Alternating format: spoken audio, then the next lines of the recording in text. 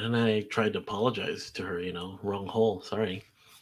Uh, Oh shit, Amos, we're live. oh crap. We had to get one of those funny intros in. Welcome everyone to the 10K Rum podcast. This is episode 114. Uh, the, the 2020 election continues again. Yes, it it does. is continuing to continue. It is continuing to continue. That's a good way to put it. My name is Amos Joseph. I'm joined by my co-host Brook Potter, who is in the UK. Yes, I am. Which you're coming out of lockdown, right, Brooke? I am out of lockdown, which is great. I'm glad to finally be out of it. Are they having any surges or anything because the winter? I would assume so, but for us out here, yes, we're going into winter. Well, technically fall. Winter for us really doesn't start until January, so this is fall. But this is flu season, and it's very hard to tell because this is normally when people have the flu anyway. And apparently, the testing that we're doing in the UK, you can't tell the difference between the normal flu and the coronavirus. So there's a lot of speculation and stuff like that. That's going to be the problem: is flu season plus coronavirus. Yeah, it's a mess.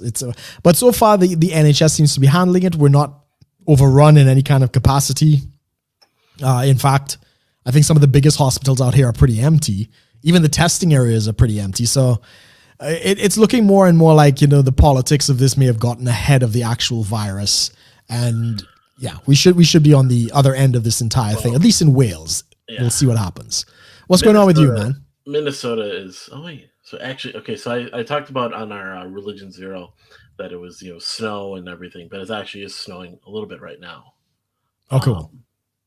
Just some flurries and stuff, but one of the things is Minnesota could be going into like, this is the funny thing is they're saying we're not going to go back to the lockdown, and then they're like, well, they said that in Europe too, but they're going back in the lockdowns.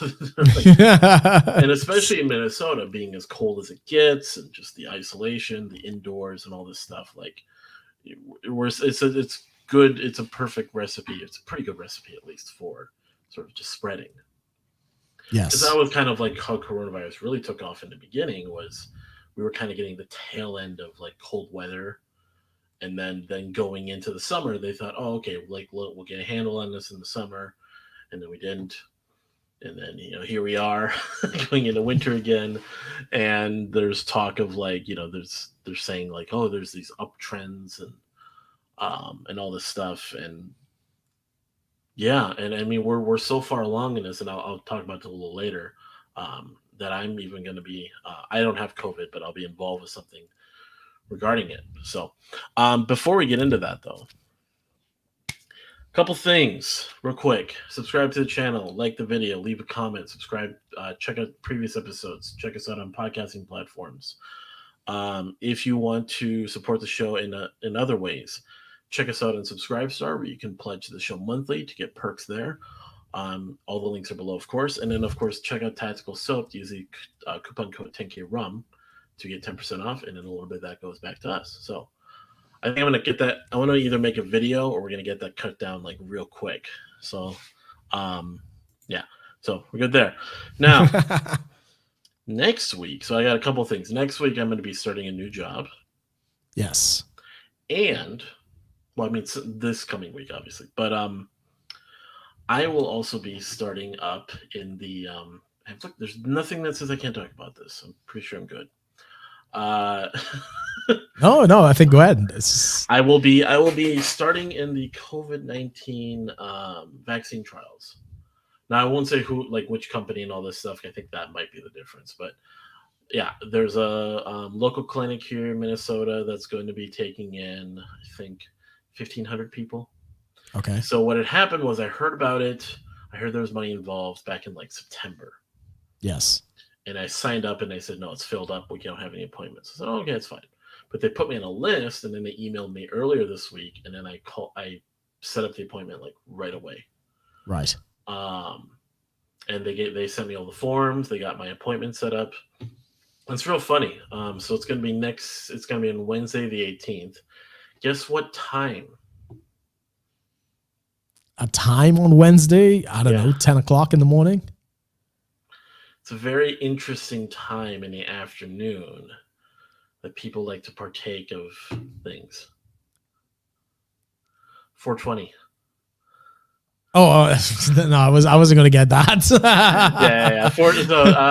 No, it's funny. So they're like, I'm like, okay, when's your soonest appointment? And they're like, oh, we got, let's see, Wednesday the 18th, 4:20 p.m. or this time. Or I'm like, 4:20 it is. let's go with 4:20. And then I didn't hear any chuckle from the nurse, and I'm like, okay, maybe she gets it. Maybe she just doesn't want to say it. Um, but I go in to be like, there's like a bunch of stuff. Like they check you, like, are you on any meds? Have you had COVID yet?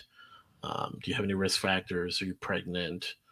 Are you on birth control? Other medications? All sorts of stuff. Have I Sure. ever been tested for AIDS? All this stuff.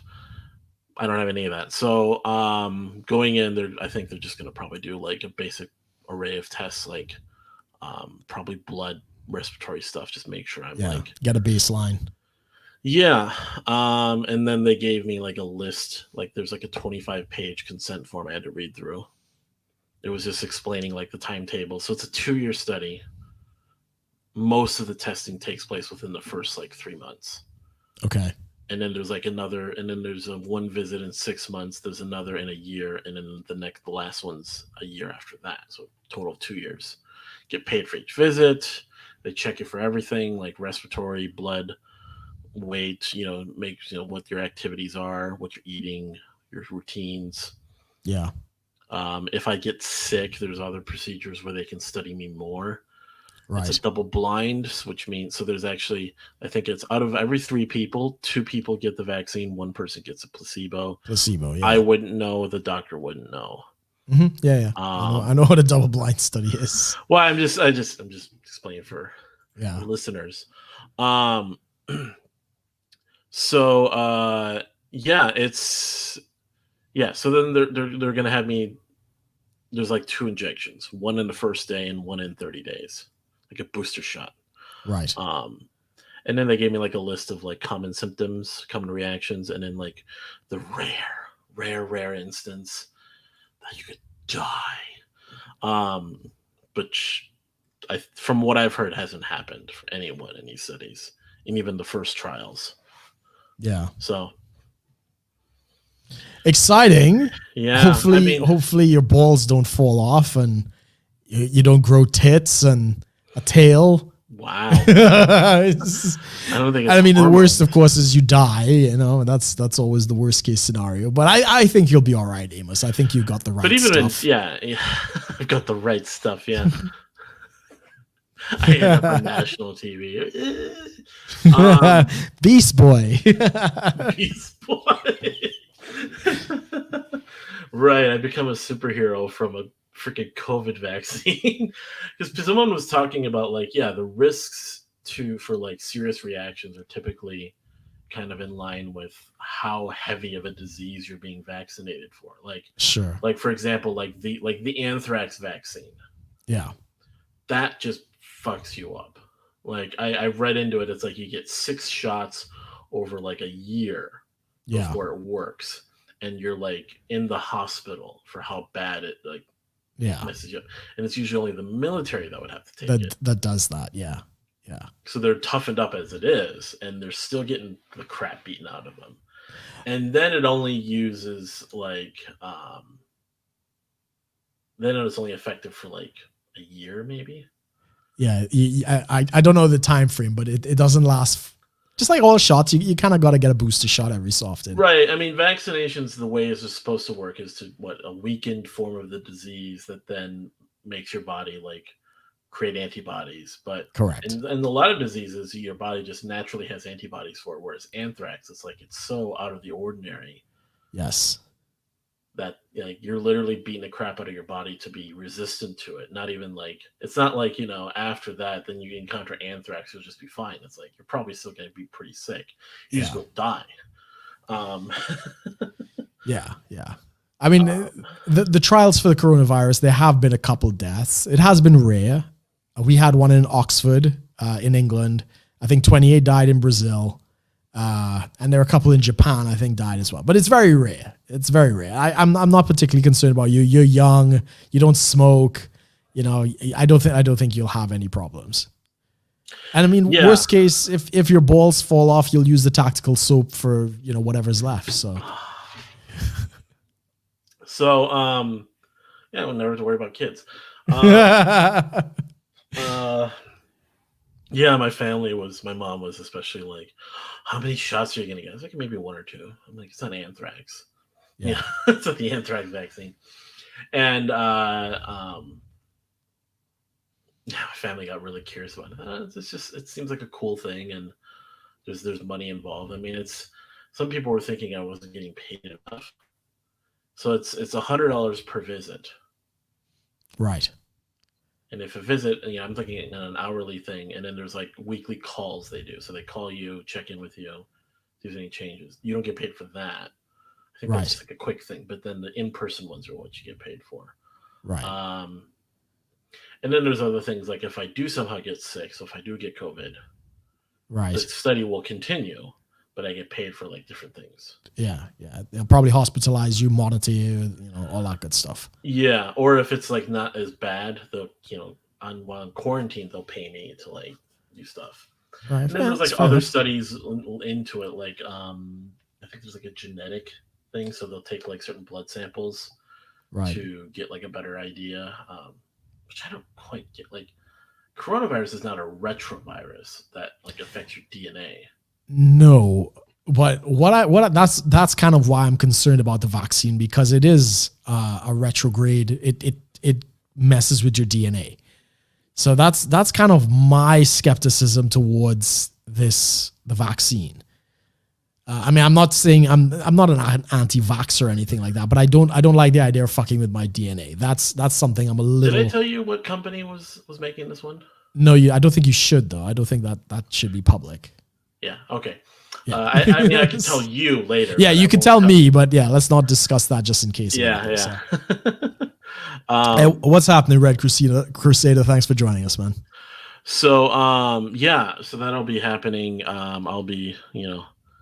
I mean, you know, we're doing our show pretty much remotely. So if I ever do get sick or have to stay home, it's like, you know, here I am, guys. Like hospital stream. Yeah, hospital stream. 10K Rum in the hospital. Like, but yeah, so we'll move on from that, I think. So yeah, the election, man. I mean, yeah, it's over. Biden won. There's nothing to talk about. Right. Yeah, I don't know if I wish that were the case. Maybe half of that. I wouldn't be too thrilled if Biden actually won this thing. But no, the saga continues. What is it? It's not the end of the world. It is now 12 days after the election, right? Let's see, November 3rd, right? So it's the 15th. Yeah, 12 days. Yes. And as far as we know, Biden is the projected winner that has been declared and coronated by the mainstream media, including Fox News. Although 5 of the states, as we presently understand it, are in contention, which are Wisconsin, Michigan, Pennsylvania, Arizona, Nevada, and Georgia. 6 states. There are currently legal proceedings. There are currently recounts. And certification deadlines to meet. Some of them have certification deadlines. They all have certification deadlines. Yeah. So like Georgia, I think it's the 20th of November. So they've only got 5 more days. But yes, this is the case. And I mean, even the other states are doing their canvassing and recertification and stuff like that. New Hampshire, for instance, they've had some local elections, and more glitches have been flipping more and more seats to the Republicans that were, you know, for some odd reason tallied up for the. Well, I mean, 1 is a glitch. Two is intent. And as my computer science friend said, look, if you're doing a vote, it is the simplest programming in the fucking world. It's +1. If there's any kind of glitch, that's not a glitch. That's design. The software is doing exactly what it's meant to do, because you can't fuck up +1. The only way you could fuck up +1 is if there's more going on behind the scenes. And We'll get into that. We'll get into the whole Dominion voting system. Oh, don't even get me started on Dominion voting system. And their manual that says how they can delete votes and how the votes can be weighted. So a white man will have more of a vote than a black man. And oh boy, it's pretty fucked up, man. I saw some like Bible code stuff with Dominion voting, and I was like, I'm not gonna give into that. Like, you did mention the one thing about like there's like a relay station in Germany or something. Yeah, so Skytel, I think is how you pronounce it. Hold on, let me see where my notes are on Dominion. So yes, there was a senator who showed up on Newsmax, Fox News, and all other stuff like that, and he's one of the presidential advisors. And he basically said, look, the machinery and stuff like that running the Dominion software had a Spanish company with a server in Germany that would have the raw data. And if there was actual vote switching and votes deleted, which is another claim that's come through, this is where you would get that information. And before he could give the president the list of what he needed to get, there was a tweet that came out in German basically saying that the US Army has raided the offices of Skytel and they've taken all of the servers. And that's not a lot of evidence. I mean, that could be nothing. That could be hearsay. But apparently it has later been confirmed because Giuliani actually came out and said, he kind of retweeted it, I think from the Gateway Pundit or one of these places. Again, I mean, the Gateway Pundit is not the most reliable source of news, but he's a lawyer and he wouldn't be putting it out there if there wasn't something to it. So yeah, that's definitely right. The senator who's making the comments is Representative Louis Gohmert. I don't know what state or whatever and stuff like that. But yeah, that's apparently has taken place. And this other lady who's been making the rounds on all of the radio, the talk shows, the Sunday morning talk shows and stuff like that, she's also confirmed that they've got not only whistleblowers that come forward and said, yeah, they've stolen like 2.8 million votes, but also that they've deleted votes and other things like that. And she says they're going to present evidence for that. So spicy stuff, if it's true. Yeah. One thing I wanted to add, and I told some people and this is like, I had to like really lay this out for some people I had talks with, because I was trying to like make the case, like when we talked about this last week, no matter who wins, I think there's fraud afoot, and it's better that we find out about it. Yeah. Even if maybe, the people who are for Trump don't get Trump to win. Fine. Sure. Both groups, I think, I believe, so if Trump was the projected winner, and AP, Fox News, and all these news organizations just said, hey, Trump's the winner. Yeah. And Biden contested it and all this stuff and went after it and all these things, it'd be the same thing. Like there'd be court, we'd be waiting, we'd be having these whole discussions and like the whole thing. I mean, and I would be like, okay, if Trump is still the winner, I'm fine. If Biden somehow overturns it and wins, then that's fine too. Like, yeah. There's fraud afoot, and I think that's very possible. What the concern that I had is both groups have a distribution of both. Just there's going to be smart people and there's going to be dumb people. So I told you about. No, hold on. So I'm letting you finish the point. I'm laying this out. So I told you about like how there were polling stations where like there was Trump voters outside who were like protesting, saying they're stealing the election, they're doing all this stuff, and some of them, like I saw these videos where it was like during the election and stuff, while they're counting, local news teams, like legitimate local news, they had badges, they had their trucks and everything.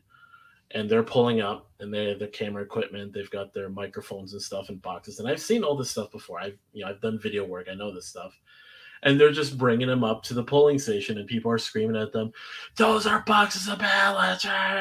Like in broad daylight. And I was like, no, that's obviously just like. And then they go up to these people like, yeah, we're from the local Fox affiliate, NBC affiliate, whatever, ABC affiliate, and we're just here to talk about the election, like film the stuff. Right. There's a lot of that going on where there's people screaming at nothing. I disagree. I disagree. In the sea of because there's not just people from Trump's team and people who are like high level that are pursuing this. I've heard there's groups of Trump voters that are just like going in there and like I don't think that's because there's been cases that have been thrown out. Right. I don't think that that's a fair assessment of what happened on the second day of counting. No, I'm saying at the moment, like what people like, so the left is using the idea like, oh, look at all these thrown out cases, they have no case.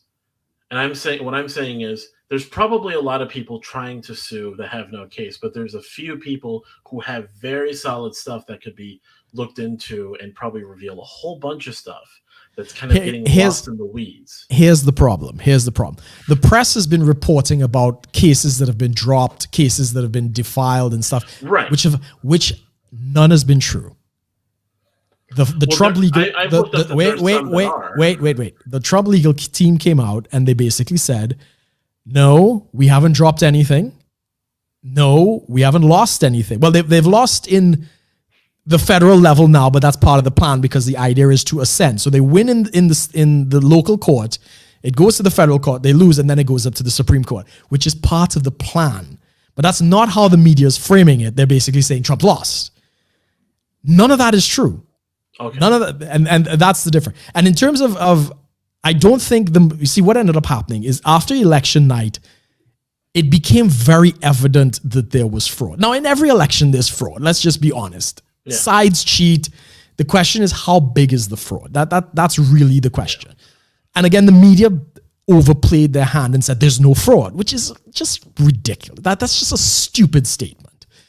Then they changed it from, okay, there was fraud, but it wasn't big enough to actually affect the outcome. Right. Now they've changed it. Now Trump, because they realize Trump actually has a path to win, he's planning a coup.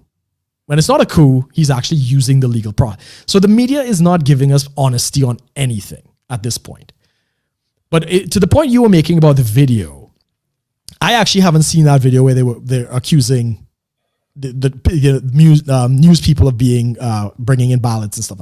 I've seen a lot of videos of other shady shit that clearly was shady shit, the ones right? About like middle of the night. Yeah, that's kind of so. I would say it's a little dishonest to say that there's a lot of people on the right who are doing that, because you don't see a lot of that. There's a lot of more stuff of the kind of the shady shit that's going on. I think more so the media focuses on that.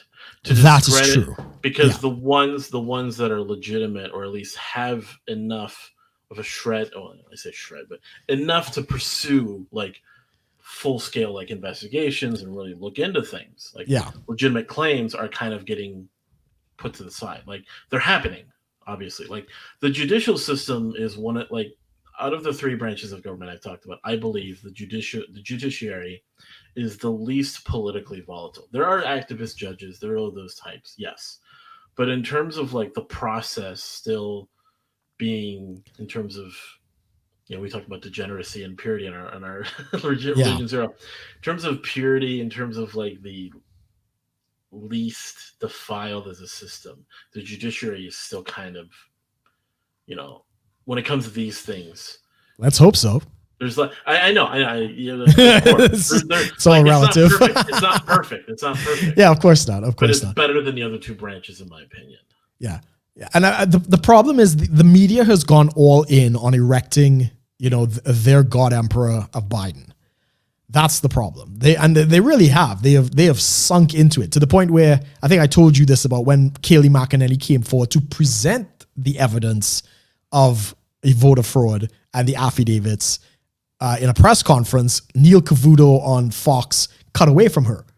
Like he just refused. He basically said, this is unsubstantiated. I can't in good conscience show this.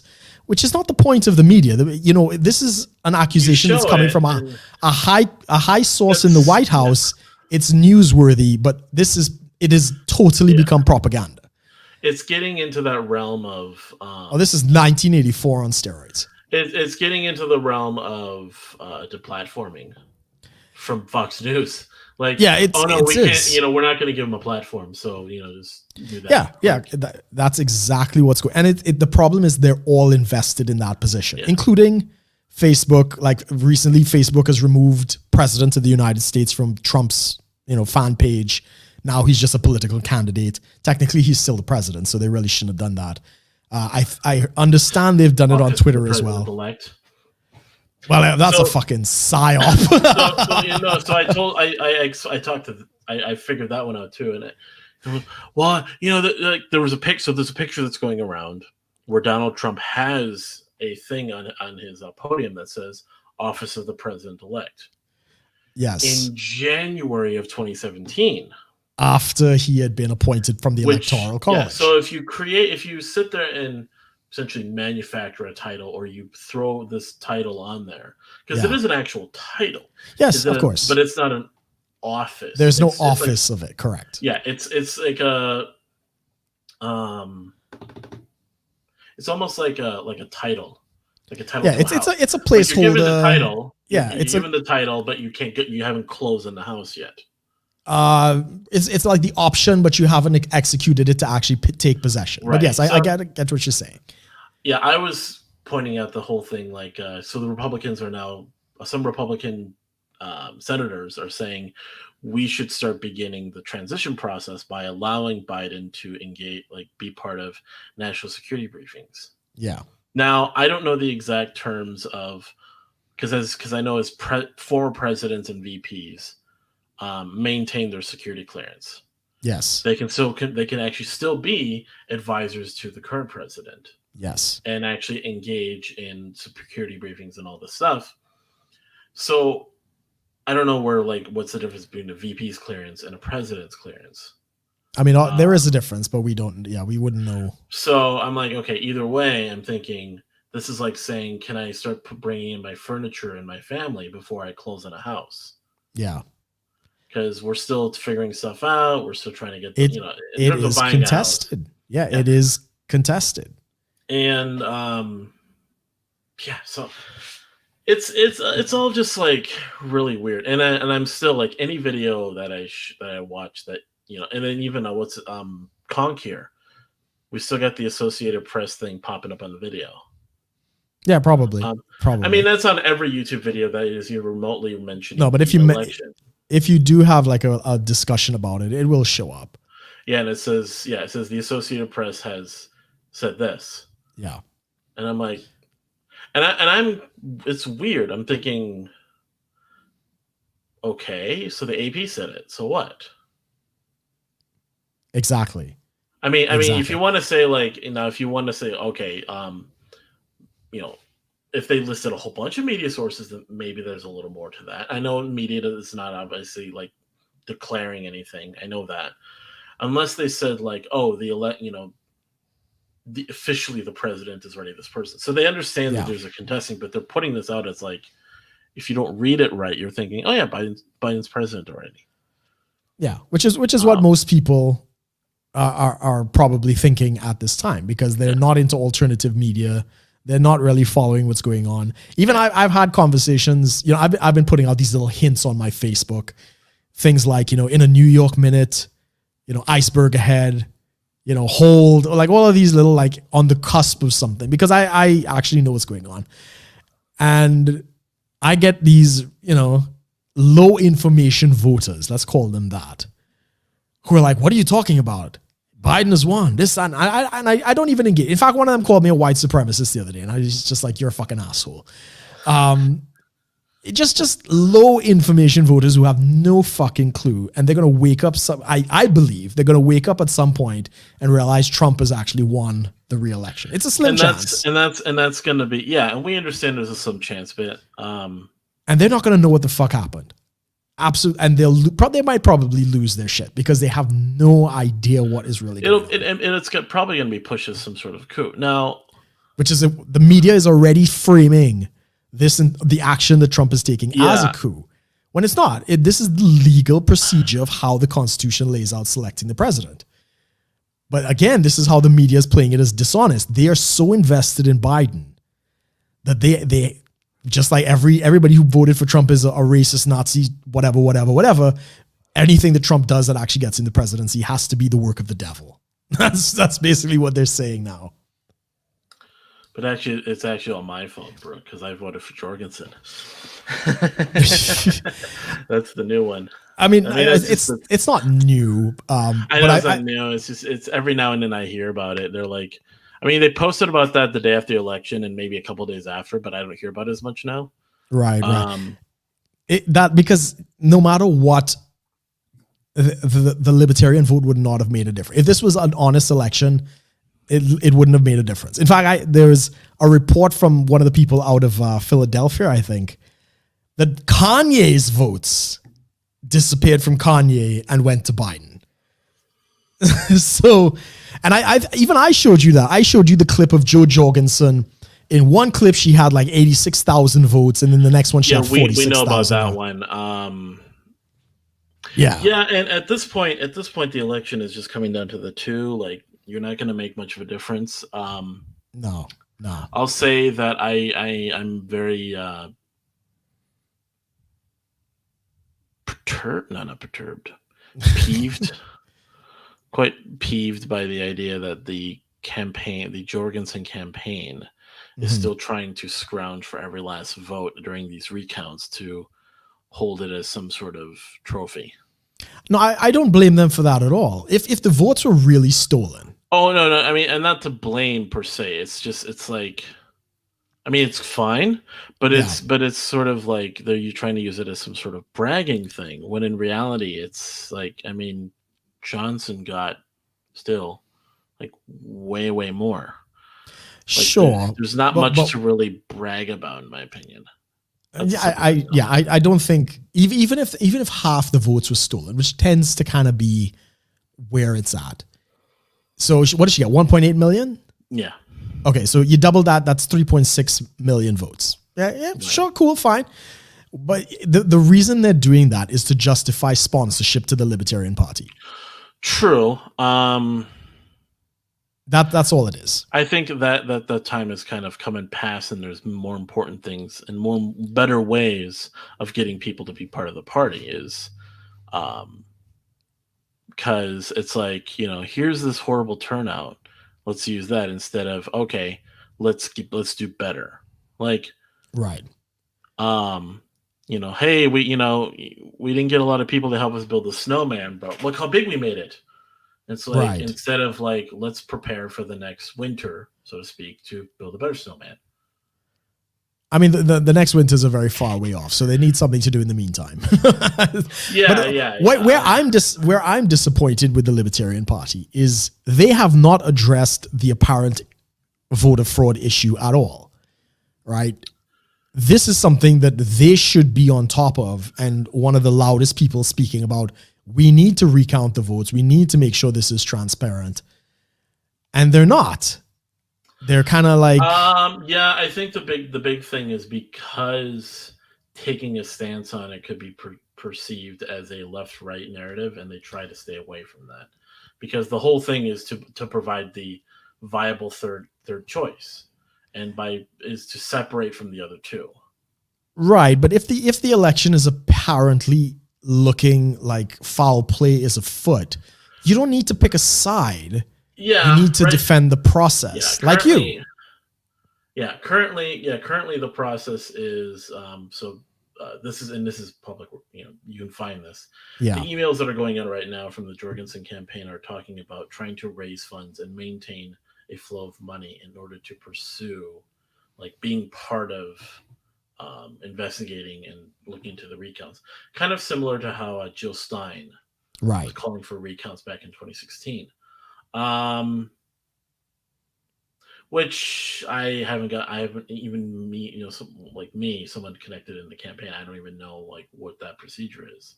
Yeah. Are they getting lawyers? Are they going to these states to call, suing?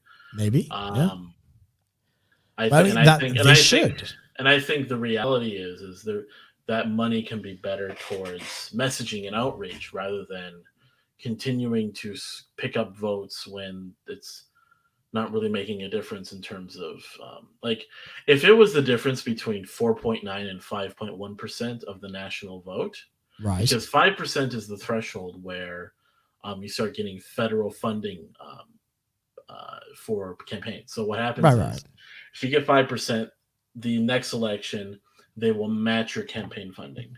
Right. Literally. We're not at that point. We're at 1.3%. Right.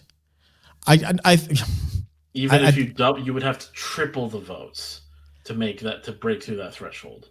Right. And I mean, I understand what they're doing, and they should do it, because this is an American thing. There's nothing more patriotic than defending the vote process. So if you actually want to make money in this scenario, that's the stance you have to take as the party. You don't care about the outcome. You want transparency, and they'll get money for it. People will give. Like, Trump has his defense fund, page on his site, and people have $30 million. Right, because he actually has an election to contest, whereas the Libertarians don't have an election to contest. But they can defend, and you can get everyday average Americans on both sides who say, I want to defend the process, and they'll raise money doing that, and it's good PR. That's the politics of it. And you're not playing the political game. You're being too pragmatic about what's going on. But I think they should be louder. I don't hear it at all. I mean, I haven't heard anything from Spike. I haven't heard anything from Joe concerning the votes. And well, Joe hasn't tweeted since the day after the election. Spike is pretty much on his. He's doing his podcast But I mean, really, what it comes down to is he's like most of the time, and this is not on Spike, but in general, libertarian candidates with presidential runs, because there hasn't been any like massive waves made except with the Johnson campaign. Most of the time is right after they're done, they're kind of back to their life. They're taking some time off to, they're watching everything happening. And one thing that I saw in Spike's, so Spike went out to a local, met up with a local gun rights activist group, and participated in, and also spoke on some gun rights education, and did some shooting, basically. Right. So he was with a local group called Black Guns Matter, and it was basically a black gun rights activist group. Right. Where they talk about gun safety, education, and they were in a shooting range, just having fun. And he even spoke on some stuff about the local legislation and stuff like that. So that was that. I mean, so I'm thinking, and I'm looking at that, and I'm thinking that's he's doing something, and I like that, and he's working with like what he's got. I don't know what the heck Joe's doing. I mean, I'm not too concerned. I'm just saying. Like, okay, so yesterday in Washington, D.C., y'all had the Trump march, the Stop the Steal march, the Million MAGA march or whatever. The Million MAGA march. There was so many groups that came together. And the Proud Boys showed up in force, made a very good demonstration of themselves walking down the street and stuff like that. And I was just saying, if the Libertarian Party had showed up there, they would have gotten so much exposure defending the vote, defending Americans. They would have done so well if they'd actually sent like a little contingent and kind of joined in with this sort of. But again, it looks very pathetic. So I didn't have a lot of respect for the Libertarian Party to begin with. So, what little I had, I'm kind of like, these people are really, they're wasting their time. But what's going on? I mean, have you heard about how the Syrian envoy for President Trump has been lying to him about how many troops he's actually put in Syria? Syrian envoy? Yeah, Jim Jeffrey, he's the outgoing Syrian envoy. So he's the general in charge of troops in Syria. And he came out, he's leaving, and he basically came out and said, yeah, we've been lying to the president. He thinks there's only 200 troops in Syria. It's a lot more than that. And him and his like whatever contingent have been fighting to basically keep more and more troops in Syria as this thing, basically hiding it from. His name is Jim Jones. I'll put a link to the article. Outgoing Syrian envoy admits hiding U.S. troop numbers. Whoa. Yeah. This is what you're dealing with. Try freedom your way out of that. But why though? Because this is the military-industrial complex. Lockheed Martin, Boeing, and these people can't make money if there's no conflict. If they're not doing the pew pew pew.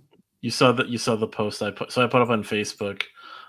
There's a what was it? I mean, there's a lot of memes coming out right now how like the continued wars in the Middle East are going to be like progressive now because Yeah. we have a black woman in power that can be part of that. Yeah. And I basically was like, yeah, as opposed to like, just remember, guys, it's still going to be metal shrapnel that's going to be blowing these people up. It's not going to be shards of glass from the glass ceiling that Kamala Harris claims have broken through. Yes. Yeah. it's still going to be metal shrapnel, and they're not going to care who it comes from. It's so when you like, because this is one thing. It's just war hawks and stuff. Like you're going to have war hawks on both sides, but yeah. And someone pointed out like, yeah, Americans are so anti-war when they should be tackling the military industrial complex itself. Correct. And this is it. Like Trump has been trying to get the troops out. Yeah. When you read the article, he actually says that the generals do not. Wars, but we still have troops everywhere. Exactly. And you can't restock their supplies. You can't, buy more bang bangs and pew pews, and you can't add to the bottom line of the war machine if they're not overseas. So as much as Trump has been trying, his envoy and his own generals and stuff like that have been fighting him to keep the conflicts going. That's some real nonsense that's been going on there. Let's see. Wow. That's interesting.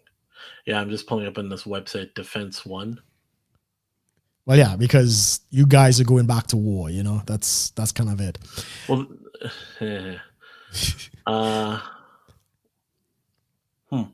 So yeah, well, I didn't even know that. That's the thing too, is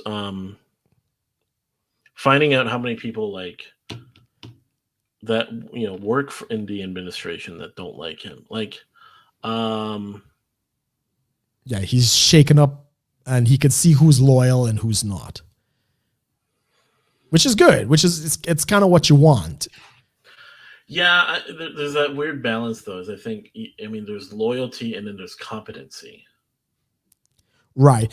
I think to a certain extent, loyalty could sacrifice competency. Too much competency could sacrifice loyalty. I mean, there's that, and then at the same time, Trump does not want to. If he had gone in and swept the House completely, like fired all of the incompetent generals and removed every incompetent justice and every incompetent aide and everybody who wasn't a yes person, and he just gutted it in his first term, I think he understood that the machine was powerful enough to come after him. So he left it. I mean, he did clear out. He got rid of a lot of people, and he but I think if he gets a second term, that's when he can go scorched earth. That's when he can go and basically get rid of all these people. Because once he's done, he's done. He's done. Yeah, exactly. Now Hillary can go to jail. Now you can start to prosecute the FBI in full. Now you can do all these things. I don't know if it'll happen, but I'm just saying he's got to play chess. Yeah. And he knows that if he goes too hard on these political adversaries who are powerful people, I think his election chances would have been harder because he's fighting the GOP establishment, like, they call it the deep state or whatever you want to call it. Yeah. So I think now, if he does get in, he'll have leeway to get things done. That was a tough thing for some libertarians that looked at Trump, because they were like, okay, he hasn't escalated. Yeah, he didn't start any new wars. Yeah, he didn't start anything. But there hasn't been like this massive amount of withdrawing like a lot of people think he was going to do. He can't. Right. And that's like, so this is the thing, is the military industrial complex. That's such a weird. It's weird being in the right using that word. I know. That's a very left. That is. Well, it used to be. It used to be a left thing. Now they're in power. I'm thinking like, this is what's tough, is that in a way is more powerful than the president in some ways. Some things are. Some things, like the military industrial complex. Not to get into some like deep state Illuminati nonsense. No. It's a reality. The military is a huge part of that. The intelligence agency, healthcare, banking is exceedingly powerful. The media is basically crowned Biden king against the Constitution. They don't give a shit. Facebook, big tech, big pharma. You got a lot of big snakes in house when it comes to these things. So I mean, there've been a couple developments with the recounts and stuff like that, especially with the pollsters. Like in the U.S., they have certain bellwether states. That's kind of what they call them. Like these states that whatever they vote for tends towards the president, like who actually will win. And states like that, no president has ever lost the election after winning Florida and Ohio. Like statistically, just historically, it has never happened. Mm-hmm. We're not even sure if it's happened now, as it is a contested election. But everybody's model on what they use to kind of predict the outcome, these bellwethers all seem to be wrong. They all seem to have gotten it wrong. And what was crazy with that is even Rasmussen, which is a polling company, they recently put out and basically said Biden did worse in every district, underperformed Hillary Clinton in every precinct except for 4 cities. Yeah. Right? What was it? Milwaukee, Atlanta, Philadelphia, and one more. I can't remember what it is. Only in 4 cities. You're telling me the 4 cities decided the election. He did worse everywhere else. And these 4 cities alone had bucked the trend. Yeah. And basically gave Biden what appears to be the 270. Everybody's looking at that as like, that's impossible. Cities, as much as, yes, cities tend to be more democratic and stuff like that, they can't possibly outpower the entire state. Like the election now comes down to 4 cities in the US. That's how crazy that is.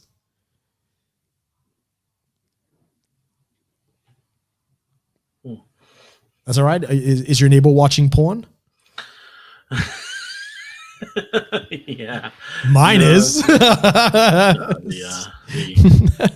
The upstairs neighbors sometimes are a little loud. They'll because they're just walking around, or they'll drop something. Right, it's like right. if they drop like a plate, I can like hear it in the whole like apartment. I'm just like, Jesus, like like people have told me, because I've talked about this. They're like, you should just like, if you ever move anywhere else, be in the top floor. You don't have to worry about anyone. And that's it. I'm on the top floor of my place. I had the option to do something on the ground floor. I was like, no. Give me the top floor. I'll take the stairs, no problem. Stomp around. Yeah. Well, I mean, he's watching porn, so he's very happy. Now? Yeah. Sounds like it. It's not. Hopefully, it's not coming through the mic. No, it's not. Jesus fucking Christ, man. Jeez. Yeah. But yeah, as I say, there have been some interesting developments. I think I was telling you about the Federal Election Commission, the chair, James Traynor. Is it Traynor? Traynor. Yeah. Right. So there's a clip of him basically saying, what the actions he saw in Pennsylvania, where they were trying to keep the poll watchers out of watching the count. He believes is evidence of fraud. Yeah. That's a weird one for me, because I'm more looking at the affidavits when it comes to those claims. Right. But you should. Those are people under the threat of perjury. Right. They're 12,000. Yeah, that's crazy. Again, I mean, I'm on the stance of like just trusting the process to play it out. If there's 12,000 affidavits and they throw out, all but a few hundred. Yeah. That's still plenty enough to like really just blow the whole thing open. Yeah. Yeah. There was a couple that somehow were the only ones that could get anything on. That's still gonna blow the whole thing open. I agree. And then that's the thing, is people don't understand, like, why is this, like, why are you guys risking, like, questioning the integrity of your election? You should. We should, because, and this is the thing, is did not mean to do that. Press the button. This is the thing that is so different, is now of all time, especially now. So with the pandemic, the lockdowns, the riots, the protests, just everything in this country right now. Yeah. has made a lot of people just lose confidence in the government in general. Right. Because I'm watching these more independent, trying to be as unbiased as they can, obviously. Videos like I've told you about. So I've watched videos of like people looking through all the legislation and what is the Senate and the what is Congress doing, especially around like what are they doing about coronavirus? What are they doing about Right. relief? There's like this guy I told you, Meet Kevin is his channel. He also talks about real estate and all this stuff, and he's even suffering because like just there's a lot of laws and stuff that are in place that don't really help him. Right. And so he's in it. What it comes down to is, he's being very careful. Like, I don't support any of these guys. I'm just telling you what they're saying, what I'm seeing them say. So on one hand, it's like Trump is saying he's going to do, was going to do stimulus at this one point. Doesn't done. Yeah. But then he'll turn around and be like, but also Pelosi was like, no, we're not going to do stimulus because we can't give Trump a win. Correct. And I was like, and so people are watching this, and this guy has like tripled his subscriber base during COVID. Right. Up in approaching him like 800,000 and going towards 1 million, obviously. And I'm looking at this, and he's not the only person doing this. So there's this going on. There's the protests. There's the markets. There's all this stuff. And people really think that we're going to sit here and watch this election play out and go, no, it's perfectly secure. There's going to be no contesting, no fraud at all, or so little fraud it's not going to matter. Yeah. Because this is not a recipe for just, like I said, I call it the powder keg of powder kegs. Right. It's a freaking barrel just ready to go. And so we're in the position now where it could go in so many directions. And a lot of those directions can lead to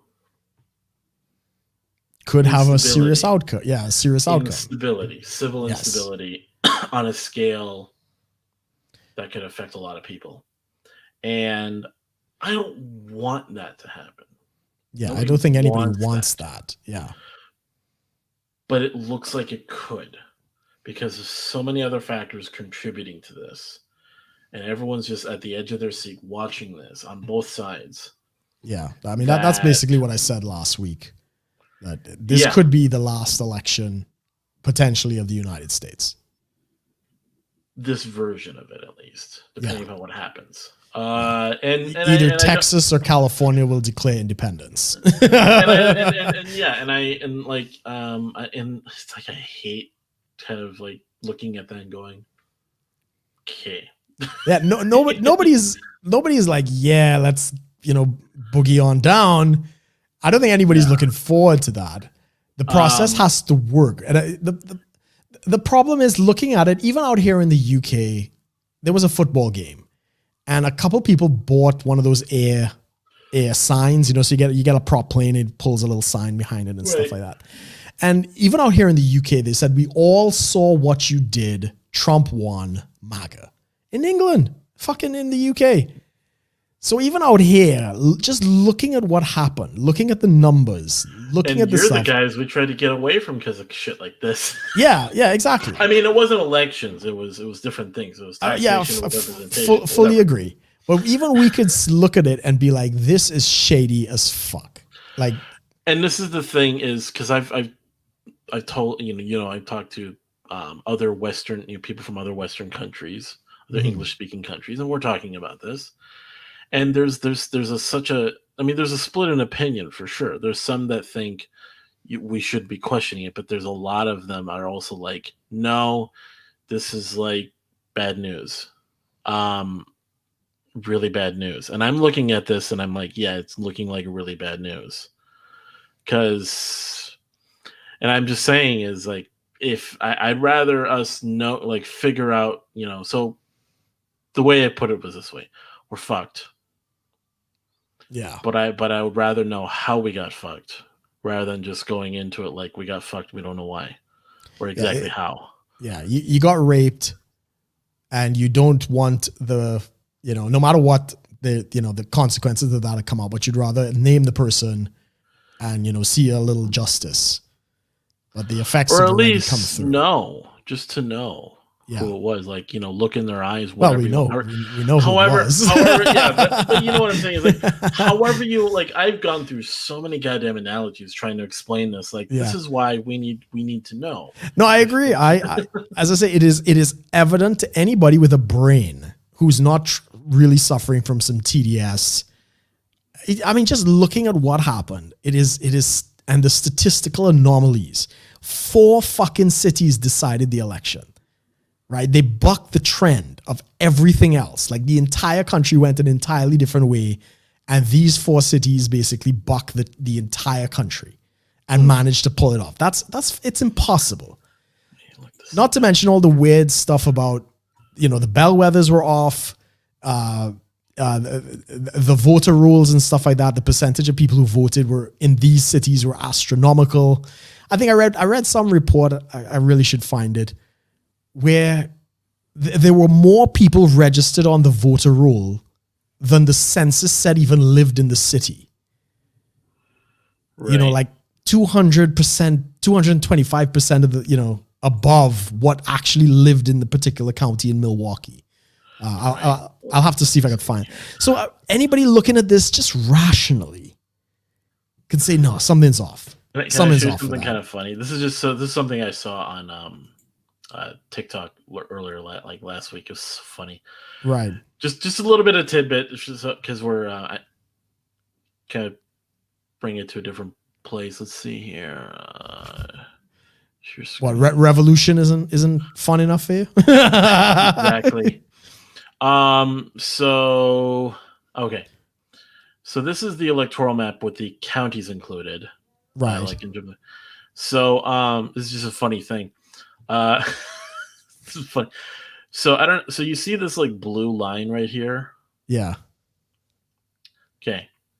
So people will talk about like, okay, typically the southern states, you know, very red and all this stuff because, you know, South Republican and all this stuff. There's that whole stereotype or caricature, however you want to put it. Mm-hmm. People wondered, like, why is there this weird blue thing here? Right. And it's an interesting study into ancient history as well as historical demographics, which is really interesting. It's not meant to be like, you know, seen as one thing or another. It's just how things played out. Right. So 100 million years ago, the U.S. Down here, this whole part of the U.S. was underwater. Right. And because of the currents and the deposits going on within the water, there was a certain type of deposits that were dumped right in this entire region of the U.S. Okay. Which later was found to be perfect for growing cotton. I see. So, and this is just a history lesson. I'm not trying to like make any claims. It's a funny thing. It's like, so someone said like, you know, this entire thing was, people were like, just for some reason has been like, was almost like predestined 100 million years ago because of some phenomenon. Right. So this area was really good for what produced almost like a type of deposit that was in the ground, perfect for growing cotton, which then this is where a lot of the slaves were brought to, and a lot of plantations were formed, and a lot of those families haven't left. Right. Now it's not, you know, it's not. I'm not commenting on, you know, I'm not doing some like Biden, you ain't black thing. I'm not doing any of that. I'm just stating it as like, it was just a funny thing because I saw it. I was like, that is really weird. Why is there just a blue strip across the bottom like that? Interesting. You know, like you look here in Texas, it's all this. You know, I mean, because like, and I can understand along the border why there's blue, because there's a lot of Hispanic immigrants, and Democrats tend to favor a lot of like pro immigrant, at least for them, at least, you know, whether it's illegal immigrants that tend to be more Democrat, you know, more for them, so to speak. Mm-hmm. So that makes sense there. But I'm like, what is this doing here? Like, and this is not, it's not bad. I'm not commenting in a bad way. It's just interesting. I just thought I'd share that in the show, something that I learned. But very interesting. Very, very interesting. So someone was like, it's almost like the electoral map was drawn 100 million years ago because of some random deposits. I just had to like preface with so much because I just thought it was interesting, guys, you know, knowing that fact. It wasn't like a, you know, not commenting anything. So I had no idea. That is very interesting. because every election, they're like this, And they're all blue. Yeah, it's just well, that seems to be accurate from what we've seen. right, and it's so because we know that the America, blacks tend to vote more democratic, which is like I said, I'm not commenting on it. That's just kind of how it plays out. But I just thought that was interesting. Like, oh, that's a lot of that going on. Like, why is it there's this weird blue strip in the South where there's so many Republicans voting? Yeah, and what ends up happening, the reason the South tends to be more Republican is, especially Florida, it's a lot of old people go to the South. They go to warmer weather, and the older you get, especially if you got money and stuff like that, you're not a free fan of this socialist tax them up the ass, give away free shit kind of thing. So yeah, it's interesting. It's interesting. So interesting factoid. yeah. Back to the show, guys. yeah. Yeah, it's pretty crazy. Like, I don't know if you heard that Trump's legal team, one of his legal team, he's got several of them, actually got doxxed by the Lincoln Project, and they were harassed, and they've. Sorry, not the Lincoln Project. Who got doxxed? One of Trump's legal teams. I mean, so I know what doxing is, but if they're already a public person, and I'm guessing they work for themselves, like it's a firm, and what the Lincoln Project, which is all the people who were kicked out by Trump, these are the Bush Republicans, the war hawks and the corporate cronies. The Lincoln Project went and found the law firm, and they went and got pictures of them on the website of the three attorneys that had filed a lawsuit, and basically said, these are the people representing Trump in the courtrooms. Is that legal to tell to find out who works for legal? I mean, you can do it. It's legal to find out. It's another thing to kind of dox them on social media, and obviously not with the best of intent. But what ended up happening is they. I mean, so my understanding of doxing, and I'm not trying to dismiss the claim. Yeah. I'm just looking at it as, so someone wanted to dox me. Let's just say. They would find my full name. They would find where I live, and they'd probably call my employers or something to try to do that. Right. In terms of this legal firm, if they're working for Trump and all this stuff, what kind of damage would they do to them? Unless they did let's say vandalize their home or something. Then I'd be like, that's possible. And this is of course the problem, because the amount of tensions that have come out of this entire thing, for the Lincoln Project to do that, I think that's what they were aiming for. They wanted, the Antifa dogs, because they wouldn't mess with their job, because they're lawyers. Usually, when you're a lawyer, but accuse you is not much. They can go after their clients. Right. Okay, so that makes sense. There's a how the Fallout machine works, and how these screeching Twitter mobs and stuff like that. They'll harass your clients. They'll harass your people. So they actually resigned. They stepped down from the position. Yeah, that's what I was trying to get at. I was like, doxing, because for the everyday person who's maybe a Trump voter or just a right wing person or just not left leaning, they'll go after very easy targets like jobs and family. Correct. Whereas I'm thinking, how does doxing work for a high profile? That's what I was trying to figure out. Yeah. No, I mean, you can put pressure on the company. You could do other things. It's like you told me, if someone doxed Donald Trump, how would you do that? That would be a different story. And I mean, this is doxing is not for me. My name is out there. If people had my date of birth, it would be very easy to figure out exactly where I am. I mean, it's not all correlated. It takes a little digging. That's basically what doxing is letting other people who may not have any good intent, giving them a little more information that they really need. And for the Lincoln Project to do that was really scummy. It really looks like. Yeah. And I'm looking in the chat here. There was, I remember the whole thing with Tucker Carlson. Correct. Where I think they showed up at his house and all sorts of nonsense. I don't know if he came out with a gun. I know, but I do know he didn't come. I think he didn't come out, and they called the cops and stuff. But yeah. I mean, this is what's going on. Even with the march that happened yesterday, at the end of it, Antifa showed up. And there's horrendous video right now of them abusing like the tail end of people who stuck behind, and a family that was having dinner at an outside cafe. They came and they tossed the table and just made a big scene and throwing water. This poor girl is terrified, and they're throwing water at her. An old guy got punched off of his bike. I mean, just the usual ridiculous antics that you see from Antifa. That stuff is going on right now.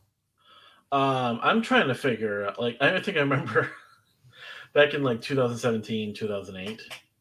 So 2018, I should say, when I was going to the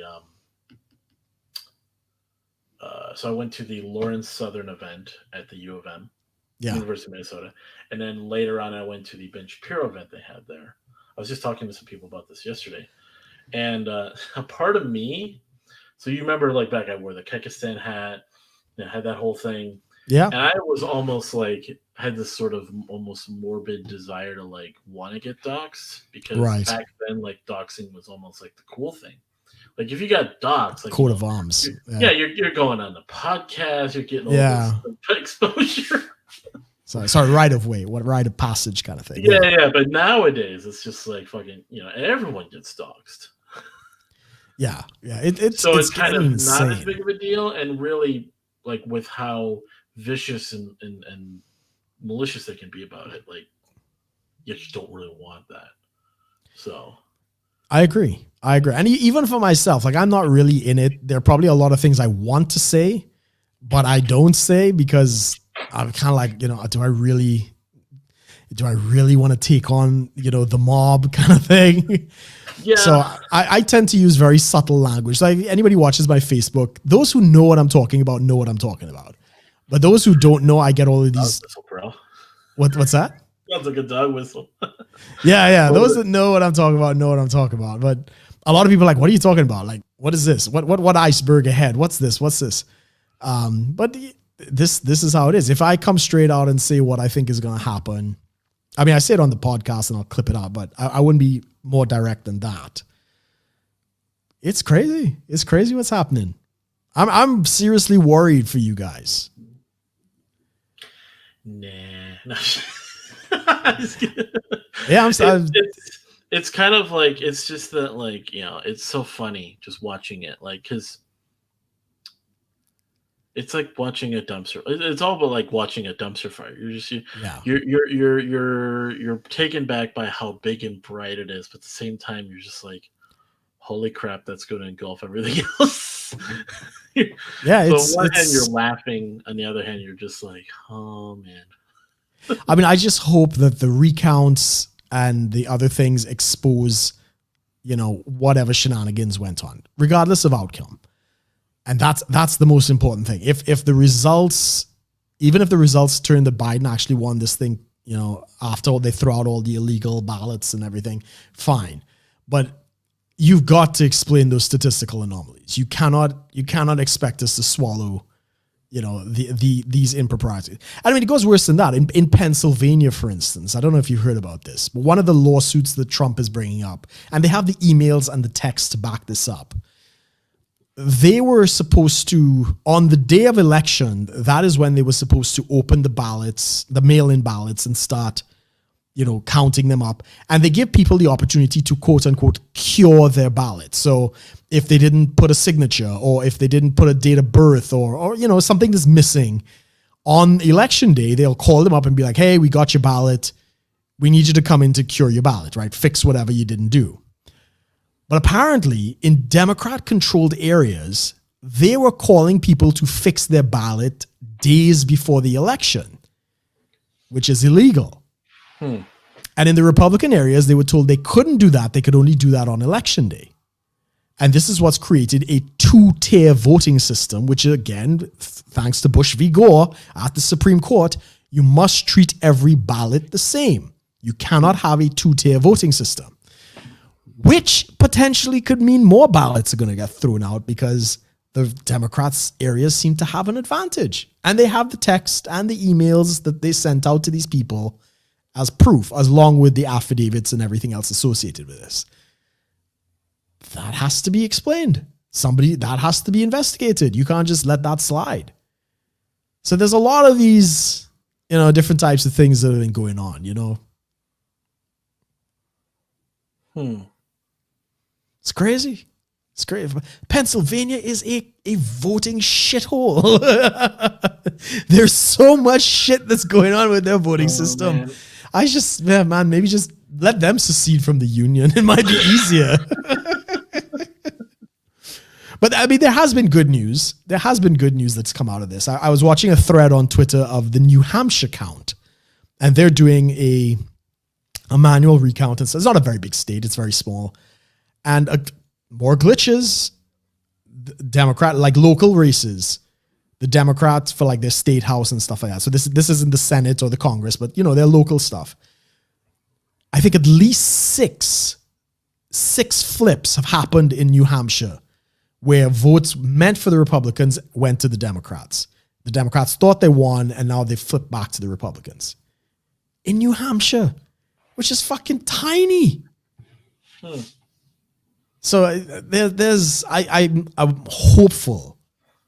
The whole glitch thing, they did say that when they do their canvassing and they do their recount and stuff, they would find it. They would find this supposed mistake.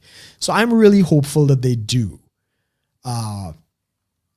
The question is about whether they do it thoroughly or not. Like Georgia's doing a hand count. Like the guy came out, I think is whoever the governor. We're going to do a recount, a recanvass, and an audit all at the same time. So I mean that's thorough. That's game changing shit. And I basically think Trump is going to carry Georgia. I don't think there's a question of that. Right. If they do all of that. Pennsylvania is going to the Supreme Court. I think that was going to solve that problem. Pennsylvania is probably going to go to Trump. Wisconsin, at this point, there's not a lot of information coming out. But again, this is where they had the original glitch, was in Atrum, Wisconsin. So if they're doing the recount, it's very and it's not a very big margin. It's like 20,000 votes between Biden and Trump. So if the one county flips 6,000, it's not going to take a lot if there's more. So there's a very good chance Wisconsin could flip as well. Right. Nevada, it is a Republican, but it's like a rhino, Republican in name only, is resisting any audit and insisting that the results are fine. The state house, which is run by the Republicans, are demanding a full audit and investigation. Basically what Georgia's doing. They want recanvass, audit, recount. And the state attorney general is saying, no, we're not going to do it. So there is a fight in Nevada that's brewing, let's say. And you kind of have to ask yourself, why? Why would they not want transparency? Why would they not want, even Biden people should be like, yeah, we'll do the recount and let's watch Trump lose twice. They should be, they should be on board. Results, then, yeah. Why would they resist that? Again, very good question. I'm all the way over here. I would love some answers to these questions. So there's a lot.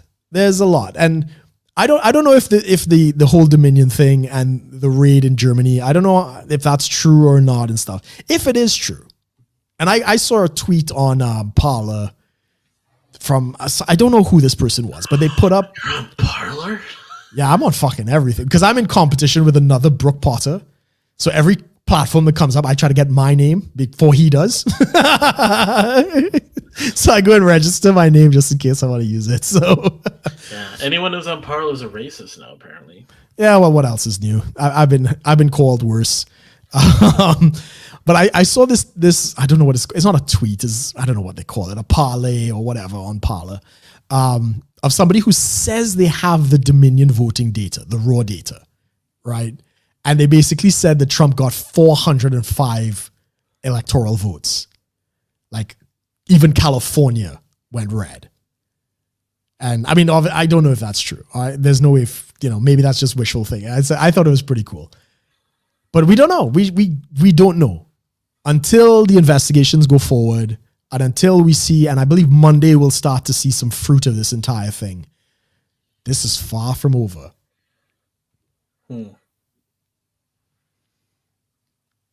Wow. Yeah. Spicy. Very much so. Are you on Parler? I am. Racist.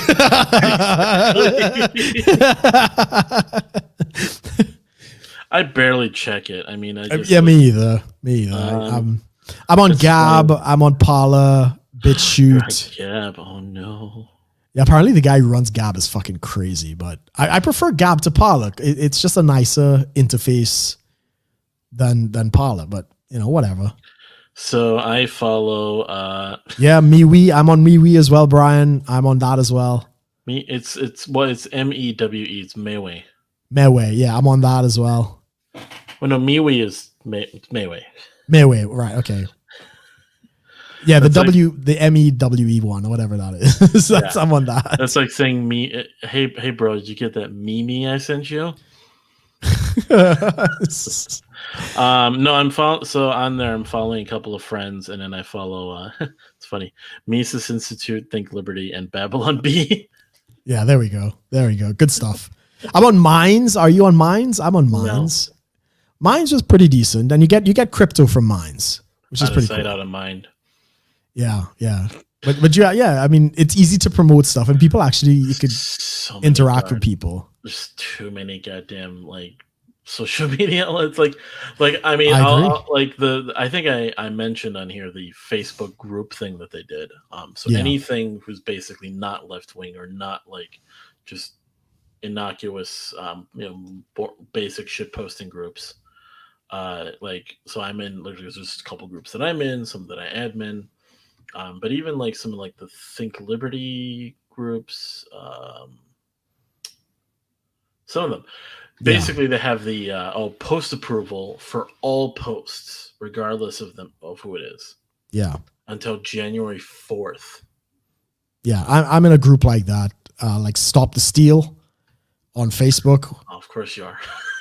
Yeah, I wasn't. I was brought into it by somebody who saw our last podcast.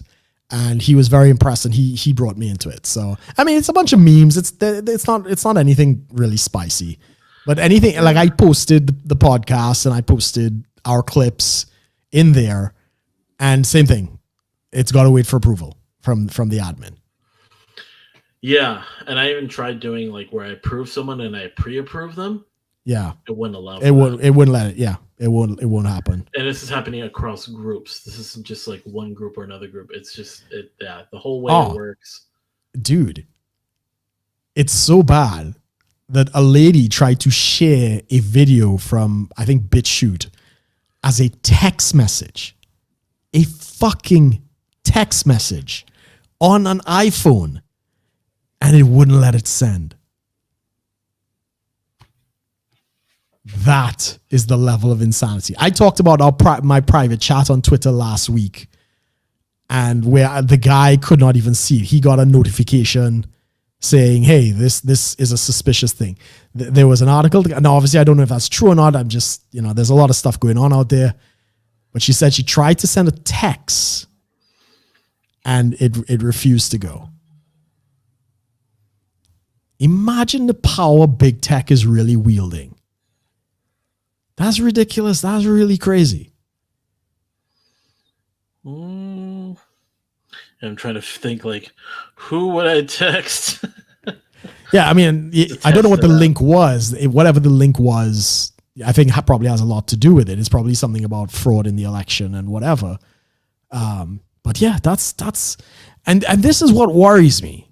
This is what worries me with things like Airbnb and Uber and stuff. So I don't know, maybe 10 years from now, when we're all working in the gig economy and nobody really owns anything anymore, you order your robotic Tesla to come and drive you to work and whatever, and you speak some political something that goes against orthodoxy, they can cut you off from society. I mean, that's if we even get to that point. Before the backlash, Yeah, hopefully. Because you would have to have alternative systems in place. This is the thing is, I mean, what the era of social media is still such a short time period. Yeah. That there's other competition that can come into play to basically be more free. Yeah. But if it becomes something like Richard Spencer of the white nationalist guy, like he was thrown off. He was thrown out of his bank. Like Chase Manhattan basically closed his account for him. Who? Richard Spencer. Wow. Right. The guy of the Proud Boys, Torres, he lost his credit cards. Like Chase and MasterCard and Visa refused to give him a credit card. Keep in mind, those are very different people in different. No, but I'm showing this is what can happen. This is the trend. More and more we get integrated and rely on these systems, right? Yes, I agree they're outliers, but not for long. Because as far as I'm not talking about outliers. I'm just saying is they come from very different ideological backgrounds. So Proud Boys and Richard Spencer are very different. Right. Proud Boys is American patriots with a drinking problem. Richard Spencer is a white nationalist. But I'm just kind of signaling out, this when there's so much power in tech and other things. Even Sargon of Akkad was kicked off of Patreon for things he didn't even do on Patreon. Lauren Southern was the same thing. She didn't do anything on Patreon wrong. They kicked her off of that. The GoFundMe for who was it? Something to do with the fraud. I can't remember. One of the voter fraud things. I can't remember what it was, but they shut it down as well. And this is the risk.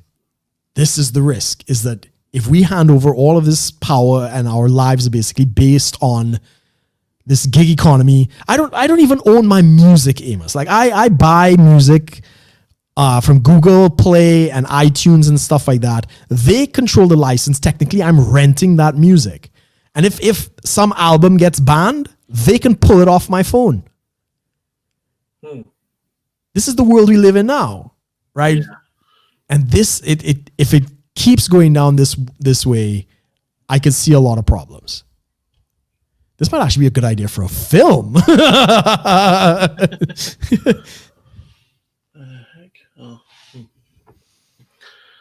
problems of being by a window where I can see all the traffic coming in and out of town. I'm just like, what are these people doing? Let's see here. Was Lauren Southern barred from entering the UK? I'm not sure about that. Yeah, she is. She can't come back to the UK because she went and put out a sign saying Allah is gay, or Allah loves the gays, or something along those lines as a social experiment. Yeah. And look, the UK government is not stupid. They know that there are a lot of rather, let's say, very extreme individuals who may take rather serious actions against that sort of thing. They don't want to admit that. So instead of dealing with the clear and present danger of having these people run around our country freely, they just got rid of her and she's banned from the UK. Which is ironic because she's Canadian. And in her passport is a letter from the Queen. It's a little thing, even my passport has it, that says, this person is a subject under the crown. Please allow this person free and fair travel through your country. And she can't even come to the UK. This is what's going on. This is what cancel culture is. They ostracize you from society. So imagine you can't order food, no DoorDash. You can't rent any spaces to travel, no Airbnb. In fact, the MAGA march that was happening yesterday, Airbnb was canceling people's reservations in Washington, D.C. because they thought they were going to the MAGA march. This is the shit that's going on. So you can't access Airbnb, you can't access Uber, no DoorDash. Were the Airbnb bans pledge Proud Boys member to attend? Wow. Oh, Airbnb did it. Okay. Yeah, Airbnb did it. Yeah. If it was individuals canceling, I'd be like, No. Individuals don't care. They don't. I don't think people are aware, but Airbnb is doing it. That's really, that's disturbing shit, man. That's disturbing shit. They're basically saying they're dividing people, us and them. These services are for our people and not for you. Anyone they did not just, oh, wow. Yeah, so they said here, anyone affiliated with hate groups, which is an no place in innocuous term. Airbnb. Yeah. We've identified a reservation, cancel it, and ban the user from our platform. Wow. Yeah. We really appreciate you bringing this to our attention. Anyone affiliated with hate groups has no place. Wow. I mean, and the Proud Boys are not a hate group. Yeah, I got a little so when I got an Airbnb in Dallas, when I went down there for the election night party, I wanted to, I just said, oh, I'm attending an event with some friends. Yeah. I'm just very, kind of just like leave it there. Is it? Yeah, you don't say anything. Yeah. Don't say anything political.